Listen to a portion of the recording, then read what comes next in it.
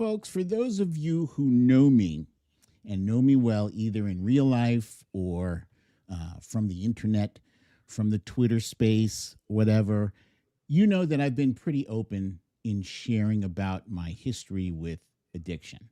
Been very open about that. People know. Um, and they know that I've had my trials and tribulations with it. In fact, more than a decade I spent trying to get my life on track. So almost, in fact, almost 20 years I spent. And at the end of the day, in 2003, when I finally got things straightened out, yeah, sure. Going to NA and AA meetings and talking about myself and working through my issues and staying away from triggers and not going to the same places I used to go. All that helped, right? And the desire to stop helped as well. But the most important thing, the thing that had been missing all of those 18 years, was therapy. Lo and behold, I had spent probably 10 or 12 years in therapy. I was in therapy so long, my therapist had to trick me into stopping. But here we are. Here we sit now in 2025, where it seems like every day is like another crisis, where our world is seemingly spinning out of control with shootings, with assassinations, with tariffs, with people losing their Medicaid, and just everything's measles. For crying out loud, measles is back. All right, so things seem to be out of control. The Supreme Court is not doing what they're supposed to be doing. Republicans have thrown their hands up, and we have military in our cities. So it's no surprise that the request for therapy has skyrocketed, has gone up 18%. 18% of more people are seeking therapy these days. And that makes my guest for today a very special individual. And I am really excited. I totally was supposed to be showing you guys all of these slides, but never mind. It makes my guest for today a very special guest. He is a co-host of my favorite, here we go, of my favorite internet show, Shrinking Trump. And I am thrilled to have him here with us today. And we are about to get into some stuff. So I hope you're ready for it, because I am. Let's go.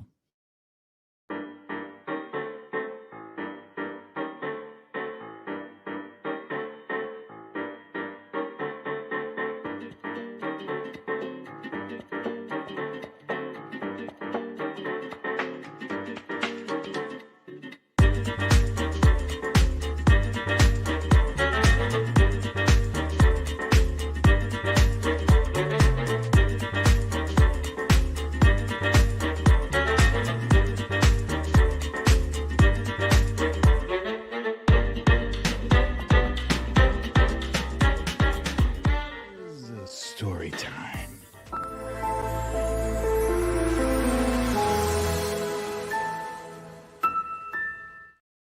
Wow. Welcome, ladies and gentlemen, to another episode of Storytime with BDD. I'm your host, BDD, aka Brooklyn Dad, and it is my pleasure and honor to introduce to you all Dr. Harry Segal.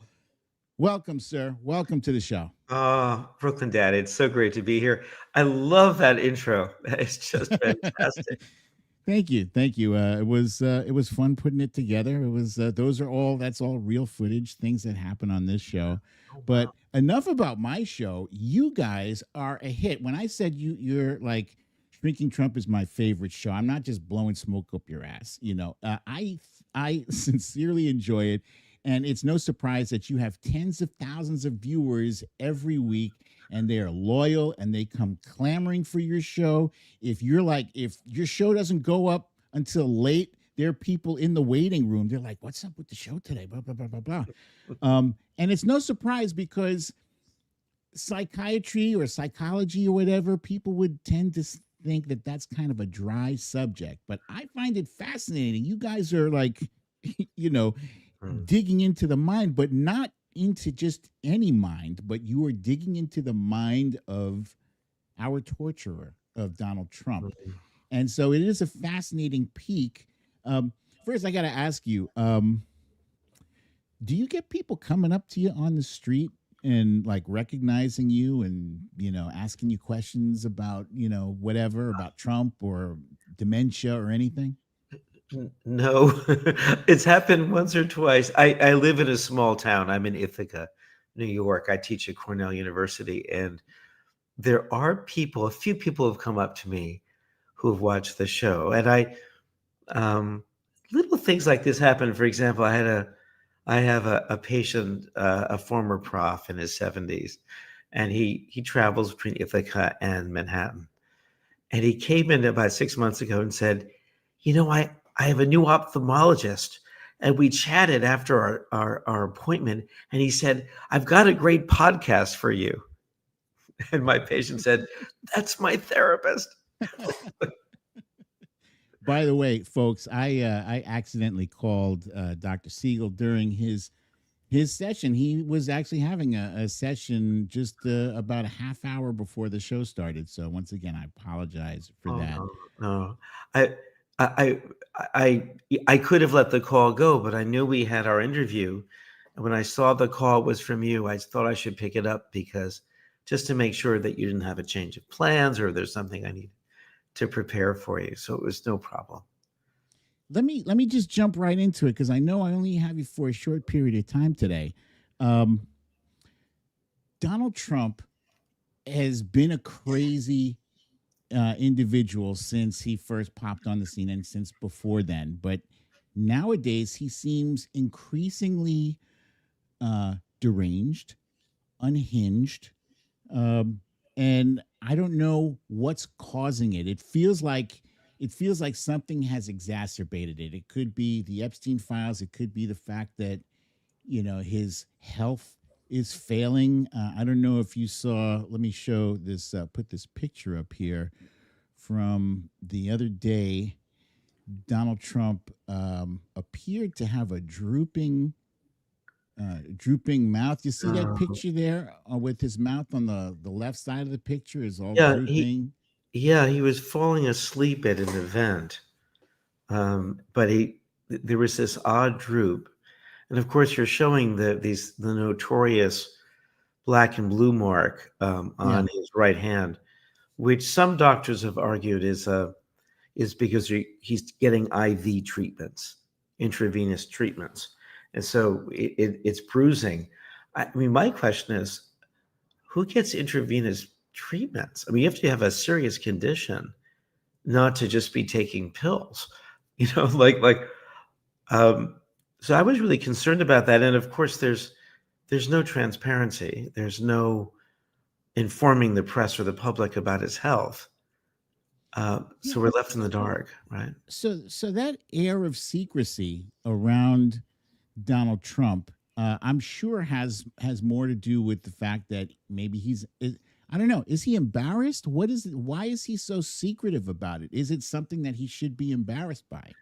Well, John and I really have been focusing on Trump's problems as really in two categories. One is what we call a narcissistic personality disorder or malignant narcissism, right?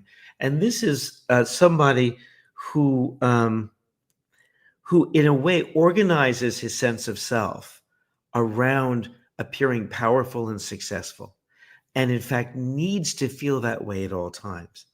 And Trump has always been like this. I mean, the self-aggrandizing, the lying about how much money he had. The Hmm. Apprentice was really a kind of a perfect collision between a narcissistic personality disorder and the media, right? Because he's very, very talented.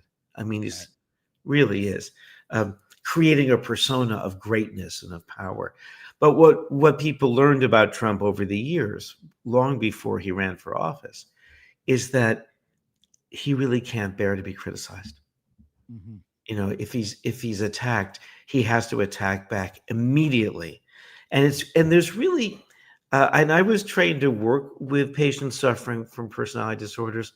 So is my friend John Gartner when we were in training 35 years ago. Um, and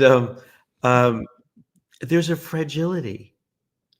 That doesn't mean that Trump isn't powerful and can't really attack people and humiliate them, but Right. there's a fragility because the rest of us, I mean, look, you opened your show talking about how you used therapy for 10 years and how you struggled with addiction and you overcame it and you're in recovery.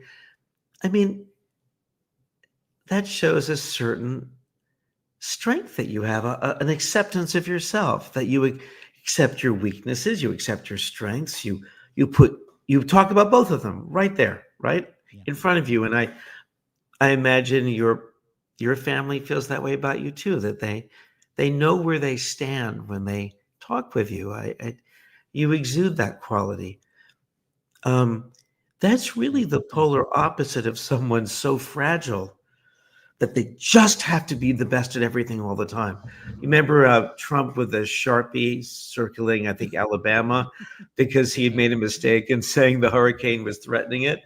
Um, he's always done that. All right. So that's one category of Trump that John and I were talking about, you know, 8 years ago when he first was running and became president.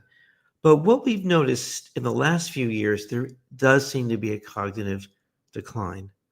Hmm. And I have to give this caveat because neither John and I have examined Trump. We haven't had a chance to give him tests or to sit him down in a consulting room. All of the ideas we have are really conjectures because it's from seeing videos and interviews and his language and his actions. Now, there's a lot you can learn from that, and I Hmm. think we're on pretty solid ground by making these conjectures because we've seen this decline in his language. We've seen him. Um, John loves to talk about his phonemic paraphasias, which Oh means yeah. right. A phoneme is part of a word, right? Hmm. So Brooklyn has two phonemes. So if Trump tried to say and Brooklyn, that would be a phonemic paraphasia, right? He would say the first phoneme and then get lost and not be able to complete the word. Yeah. And Trump does that, and he, like many people who are aging and starting to have these problems, he kind of hides it. He'll change the subject, right? He'll find another word and put it in its place. What we've noticed recently is he's not good. He's not as good at covering it anymore. Hmm. So now he'll just say something vague and What he not used to really. do is when he would trample those words, the phonemic aphasia, he would say the wrong word, and he would say and then he would say the right word. He'd catch himself. But yeah, you're right. Right, right. That's another strategy he had, Yeah. and and I mean, I think we're seeing real signs of early signs of dementia. But to be fair, if you hang out at a nursing home or you hang out with elderly people in their late 70s and early 80s, you're going to see some of these things. They may not have a diagnosis, but the brain gets old. It starts to slow down. For some of us, we remain really sharp into our 90s, but many other people get foggy. You said it's the early stages. Is it really just the early stages? Is he not further along? Like, I don't know. Does dementia come in like stage one, two, three, and four, like cancer No, does? Or in no, not exactly. No, I mean there are certain syndromes, and they can identify these with fMRI images. So Alzheimer's has a particular look to it. So if someone is really well diagnosed with Alzheimer's, there's a kind of a trajectory, even though it may be slower for some people and very fast for others. But dementia is really a catch-all term, which means a slow deterioration in mental functioning. And so everyone looks different. And what I've noticed about Trump is, in some ways, I see symptoms that really alarm me. The weave, where he would just digress in odd ways. Yeah. There's a lack of self-regulation. So sometimes he just goes on a tear, or he'll jump from one topic to another, and it doesn't seem to matter, right? He has those weird physical signs. Remember him walking down the red carpet to meet Putin, and he was kind of wandering back and forth, and people have noticed a kind of a swinging gait, right? The leg thing. Yeah. On the other hand, you see him taking questions sometimes. He's pretty good. Here's my problem with him taking questions, because people give him credit for that. And I'm sorry, it's easy to take questions. You can take a billion questions if you're not going to answer the question that was asked you directly. If people ask you about apples and you answer about basketballs, then sure, you've answered the question, but you haven't answered it adequately. And then unfortunately, we have such a cowardly press corps. Oh. Like you mentioned earlier, he doesn't like to be corrected or criticized. So I wonder if these if these reporters have been instructed to like never correct him ever, or we'll sue you or whatever. I don't know. There's some reporters, at least for the mainstream networks, I guess Peter Alexander is one of them, who have really gone after him. And it's always a pleasure, but otherwise it seems so weak, doesn't it? And he's very quick to say, well, you're stupid. That's a ridiculously bad question. He usually does that to the women, especially to black women, like Black- Michelle Sindor. He did the other day. Do you remember that during the campaign when he met with the Association of Black Reporters and Rachel Scott went after him? So good. Yeah. She was so good. terrific. And and he he pushed back in that same way, like that's a nasty question. But I think, well, so listen, I'm going to take your point about, I think he still has bravado, and he can still project aggression and certainty even when he's completely wrong. And we could, oh God, to go on to the stuff with Putin, which maybe we should talk about that at some point. So crazy. But when you look at the content, you're right. It's bluster. It doesn't have the subtlety it did when he was younger, when he was much more sort of malevolent and effective, I think. My main issue with Trump right now, like, is that he is dangerous. He's dangerous because he is in a position not just of authority, not just of regular presidential authority, but he's actually usurped more authority than he should have. He's gotten that just from a weak Congress that is supposed to serve as a check and balance, a weak judicial. Actually, the judicial has mostly held, except for the Supreme Court. But I say he's dangerous because he holds the bully pulpit. He is the guy with the largest, loudest megaphone, and he is out there inciting people the same way he did when he thought the election, or claimed the election, was stolen from him, is what he is doing now with, for instance, even before Charlie Kirk was killed. In the weeks prior to that, there was, I don't know, did you catch this thing with that Ukrainian girl, Irina Sarutska? You saw that, right? Oh, that video. Yeah, so it's a terrible video. There's no question that it's a terrible video, and the person who killed that poor girl should be dealt with. But people are taking that incident and trying to blow it up into something that it's not. They're trying to say, oh, it's a race war. They're trying to frame it as black man killing white woman, and And this is because of democratic policies and blah blah blah. And then the right wing media is blowing it up, and then now he has picked it up and he's running with it and adding Charlie Kirk's death to it. I do quickly want to share with you and with the audience um, a statement he made today about, and this was an hour before they caught Tyler Robinson, or I think he his father turned him in or something. Yeah, yeah, his Yeah, father did. this was Trump on Fox News earlier this morning, just like an hour um, before we even knew who the shooter was. Radicals on the right as well. We have radicals on the left. People are watching all of these videos and cheering. Some people are cheering that Charlie was killed. How do we fix this country? How do we come back together? I'll tell you something that's going to get me in trouble, but I couldn't care less. The radicals on the right oftentimes are radical because they don't want to see crime. They don't want to see crime. Worried about the border.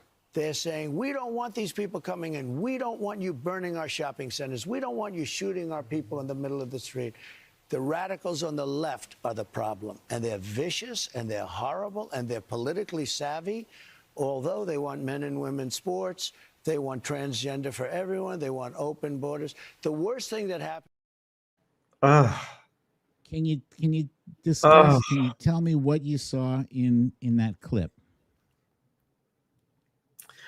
Well, with Trump, it's difficult sometimes to separate strategy from pathology, right? From his illness. Because one thing that he does do is that anyone who is not for him is an enemy. The press is an enemy of the people, right? Judges who rule against him are sick and deranged. Remember, he called that prosecutor deranged. He does, and often with a racist component, just as the cherry on the top. Yeah. But here he is demonizing the left, and saying, well, the far right are far right, but it's just because they just don't want the crime. Yeah. They just don't want the invasion. Yeah. So he's stirring up right-wing hate for political advantage, and also I think because it makes him feel good. Yeah. Yeah. So back before you and John Gartner started the Shrinking Trump show, he had, I think he still does have his Twitter profile, Duty to Warn. Yes. Yeah. So you mentioned, you mentioned earlier in the show that that you and John hadn't had a chance to sit down and diagnose him, and I believe that's because technically, right? You can't say someone has dementia or whatever. You can't, put a name on what it is that they have unless what? Well, there are certain ethical guidelines, and one of them is that that clinicians, and this is really what they call the Goldwater rule for psychiatrists. Now, I'm a clinical psychologist, so is John. It's a different degree and different training. The notion is that psychiatrists or psychologists shouldn't misuse their expertise and be able to point to a public official and say, this person is sick. Because that's what happened to Barry Goldwater in 1964 when he was running against Lyndon Johnson. And a lot of psychoanalysts, psychiatrists came out and made these claims, and they just weren't true. I mean, Goldwater was not crazy. He was very far right, but he was, in fact, he and John F. Kennedy were good friends. And so there's been a backlash against that. And my feeling is I'm not casually gossiping about someone and saying, oh, look at Tom Hanks or, or something like that. Right. We're talking about someone who's in a position of extreme political power, who we have amazing amounts of observed data, interviews, writings, Twitter feeds, all of it. And my argument is, although I can't officially make a diagnosis because I have not sat down with him and given him, let's say, tests or a structured interview, they call it in my business. But I think I can speak with confidence from what I've observed, and that's really what John and I are trying to do, is to alert the public, the media, the elites, that there's something wrong here. Yeah. And before the election, we were really, I mean, John and I were there, talking about this, and the media started to get it.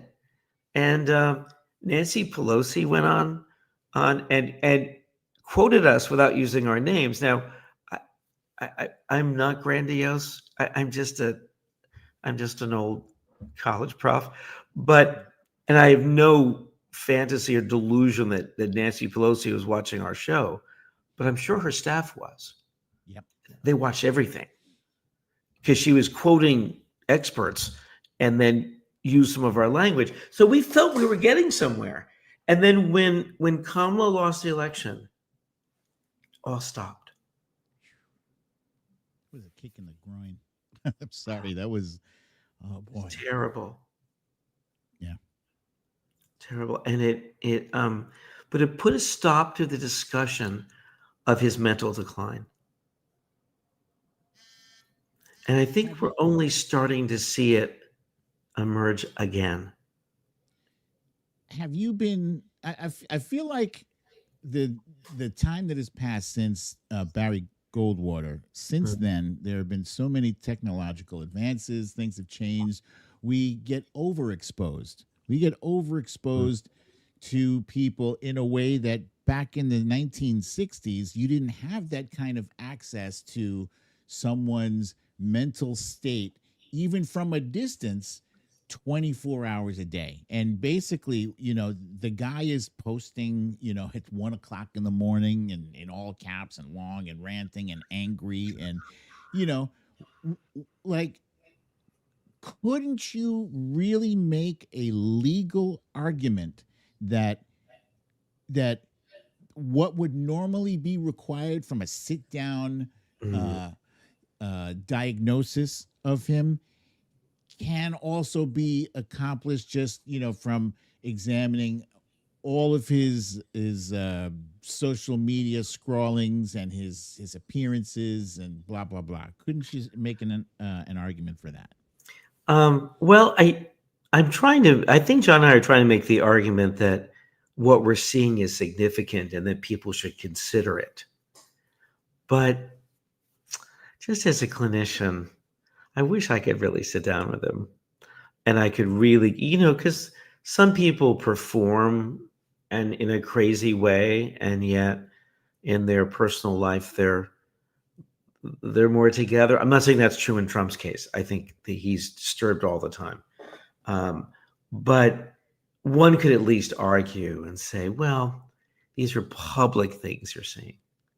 What would it be like if he came to your office secretly and said, I need to unburden and tell you about my life? Right? Something he would never do. Never. What I've seen. So speaking of something that he would never do, what I've observed from him in just this year alone has been very bizarre. And I'm saying bizarre about the Covfefe tweeter and the Sharpie, mangler and all that. Yeah. This year he has been especially erratic. And I'm seeing him in the past 3 or 4 months panicky and desperate. And desperate in that way, like you've seen movies where somebody's like running away from the cops and it's like a long, foot chase scene. And so they run through a restaurant and they're pulling down shelves behind them and garbage cans. This is what he is doing. He is throwing everything. He's saying, no, there's no Epstein files. Yes, there's Epstein files, but Obama created them. And so forth and so on. And everything thrown out there seems like a distraction. Yeah. And so at the end of the day, I've never seen him this unhinged. What is happening? Is there something else happening in his mental that we should be concernicus about? Well, he's really agitated, isn't he? I completely agree with you. And um, I guess I have a couple thoughts. The first thing I would say is there are two things, two issues he's dealing with that make no sense to me. And usually what he does makes sense strategically, even though I find it, vile and corrupt, right? Yeah. One is the inability to do anything to Putin. He just won't do anything to Putin. He's recently started saying it's bullshit and, we're losing patience. Yeah. Nothing. This is a guy who will slap 50% tariffs on Canada, right? He won't do anything to Putin. And he's been humiliated by Putin right now. Oh yeah. Yeah. And Repeatedly.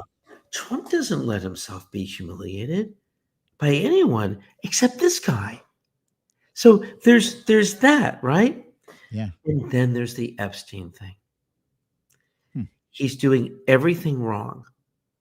He's doing everything wrong. Things you would never think of him doing, he's doing. He's being inconsistent in a way that's like obvious to anybody. That hoax thing was a joke, saying it's a Democratic hoax. He's been corrected by Republicans. So, and then there's that birthday letter. Yeah. You guys talk about that in today's We did. today's show? Today's show. Did you have Andy Borowitz on the show? We did. We had Andy on. So yeah, that's a huge guy. Congratulations on that. I have not had a chance to watch today's show. And folks, if you get a chance after Storytime with BDD, go run to the Really American YouTube channel and watch today's episode. It's going to be a special treat. Andy Borowitz, the amazing, that guy's funny. But go ahead, please. Fantastic. No, thanks. But the birthday letter which is 20, was it 20 years, 25 years old? I think something like that. I mean, John calls it a smoking gun. It's so clearly, but it's a very, it's kind of fascinating. What he writes on the birthday card, which has, the shape of a woman's body. Some people are saying it looks like a prepubescent girl's shape because specifically, if you look at the breasts, I remember when I was a teenage boy, I was drawing large breasts, like large. Exactly, and it's very small, and in the as if it's a girl, not a woman, and then it begins. He writes it like a television script, like a play, with a voiceover that says, there must be more to life for the person who has everything.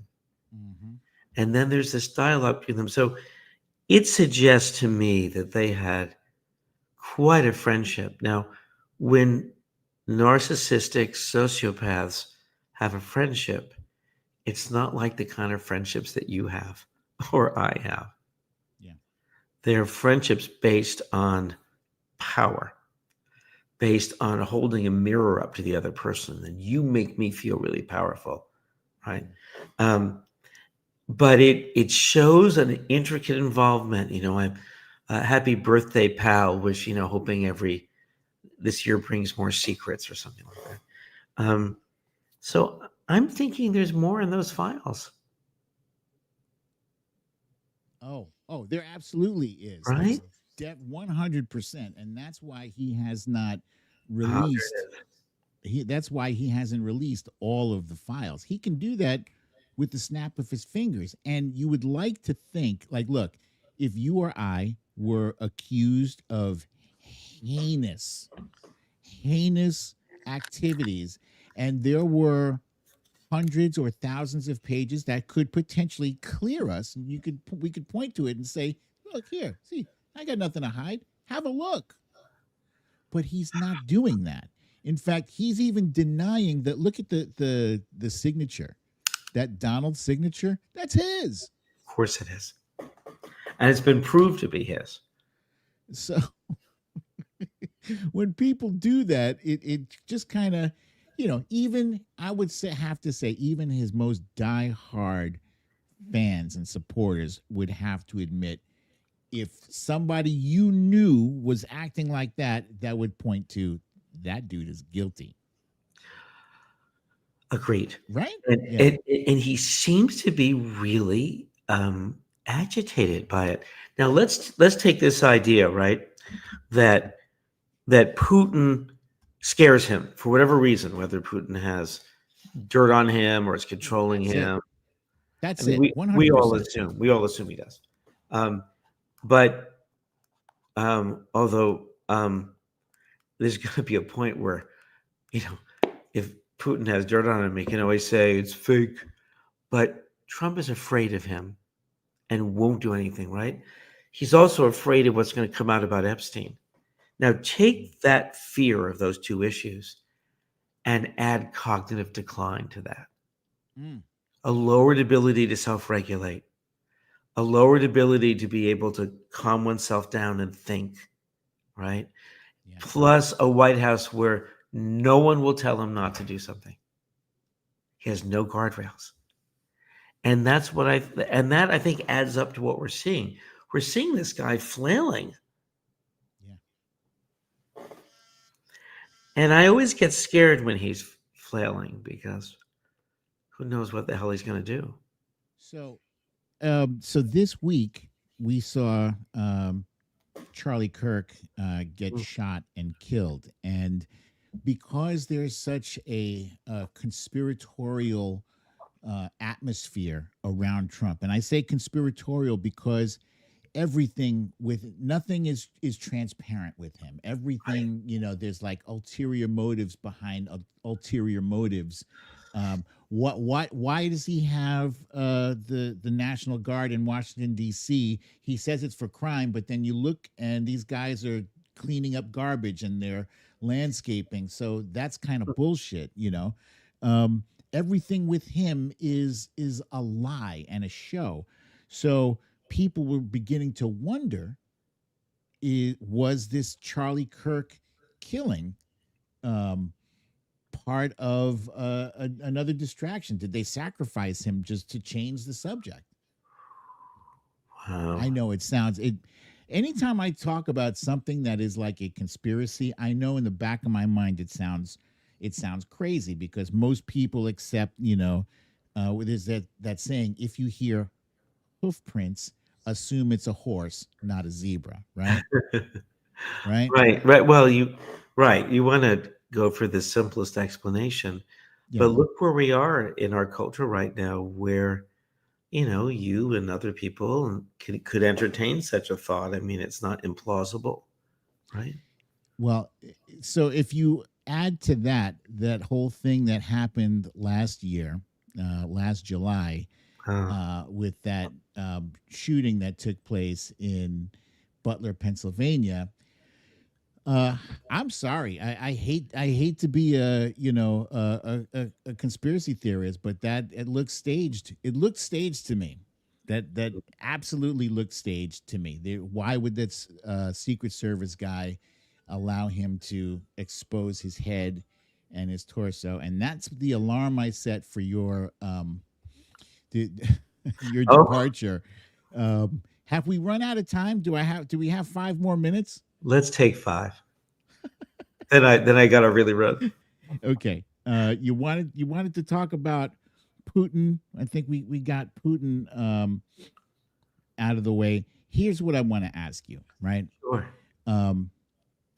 Is there a way that you can put together you and John can put together some kind of consortium of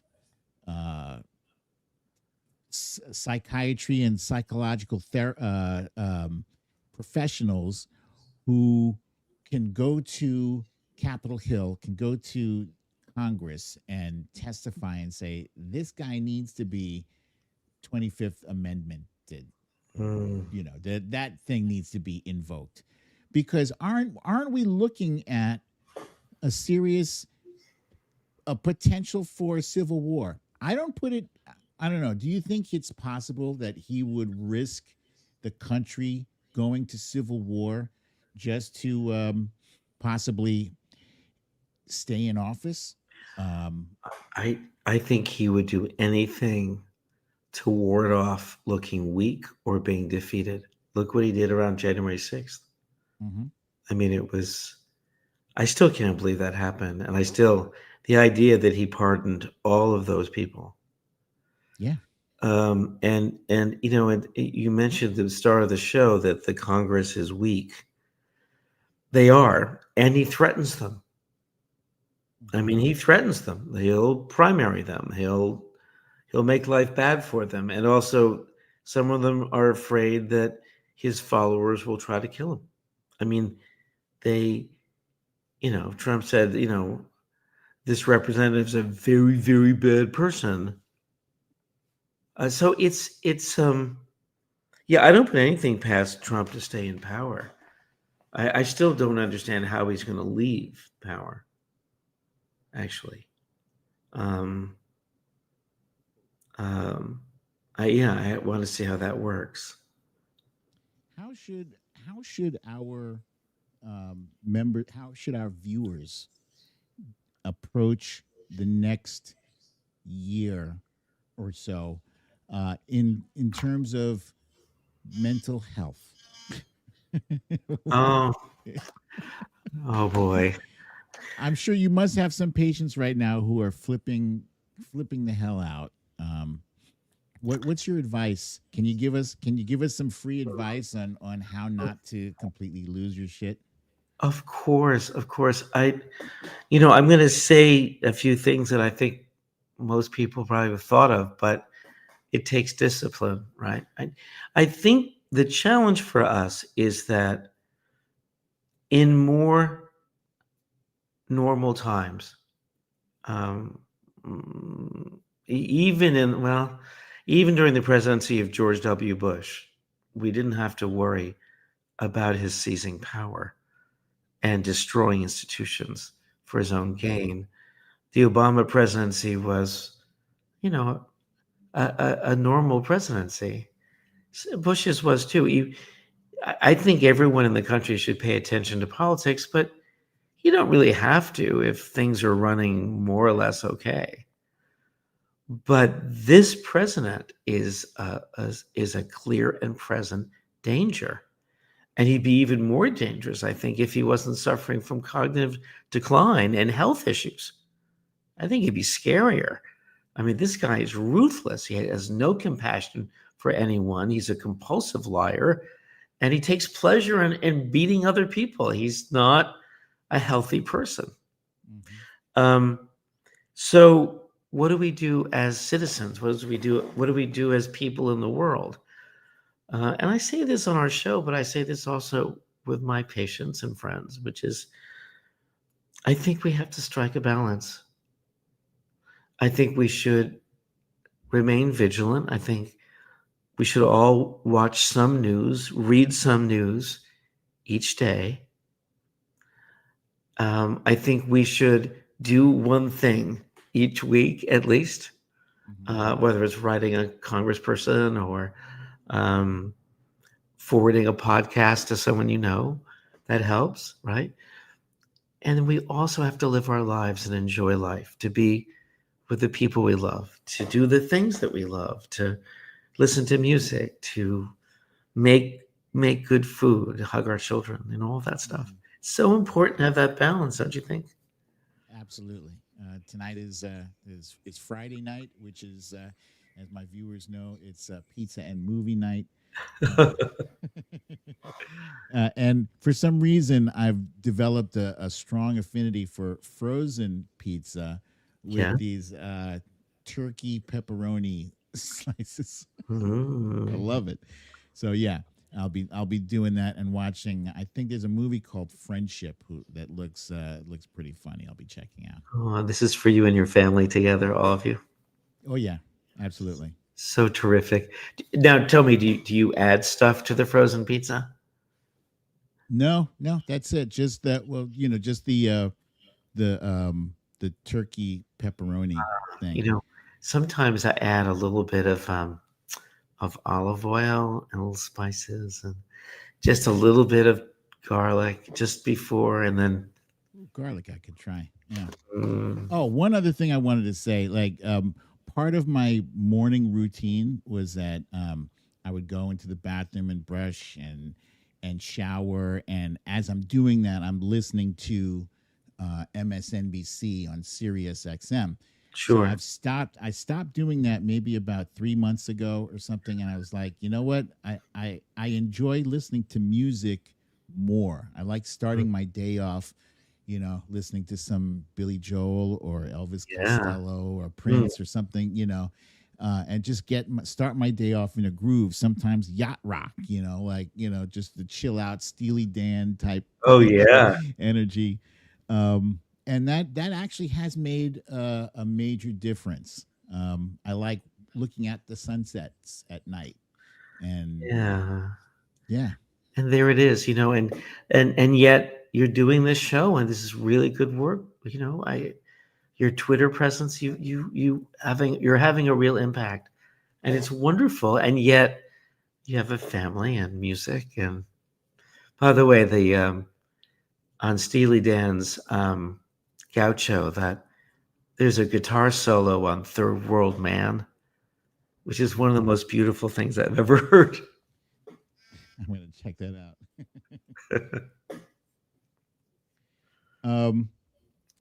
Uh, Dr. Harry Segal, I want to thank you again for actually now I want to thank you for staying longer than you were supposed to. I appreciate you. I love the show. And I forgot to show everybody what these guys do. I said they kind of make psychiatry fun and interesting. At Gee. the end of every show, these guys do a skit, and it's funny as hell, man. It's just these two guys, they look professional and business, but they're very funny. These guys are funny. And here's John Gartner on the left there. He's imitating, I think, Elon Musk and his Adderall. um, and there's another one here. Here he's doing Christopher Columbus. What were you doing here? Were you just I not was I was interviewing him. interviewer? Yeah. And here, this one was you and him doing Trump and Putin Well, in a we had got a conversation. transcript of a phone call that we wanted to play for our viewers. You know, Yeah. I people have commented that they really like our energy, and I guess the what people may not know is that we've been friends for 50 years. Wait, what? We met in high school, Five and O? 50, and we met. Yeah, no, I was 16 and he was 14. We met at summer camp, and we used to do bits. So really, the shtick that we do is just the fact that we wanted to be Rowan and Martin. That's just basically what it I'm old enough to know that. Get that reference. is. Oh, that's great. That's great. Thank you again. And just hang on one time, real quick, while I sign off with my viewers here. Thank you again. Alrighty. Sure. Thank you. And folks, thank you for joining me for another episode of Storytime with BDD. I'm your host, BDD, aka Brooklyn Dad. I didn't get a chance to do this earlier, but to my friend Zelda, thank you so kindly for the kind donation. I appreciate you greatly. Thank you for your generosity to the show. And thank all of you for joining me here. And I look forward to seeing you all here next week, same time, same place. I love you all. Peace.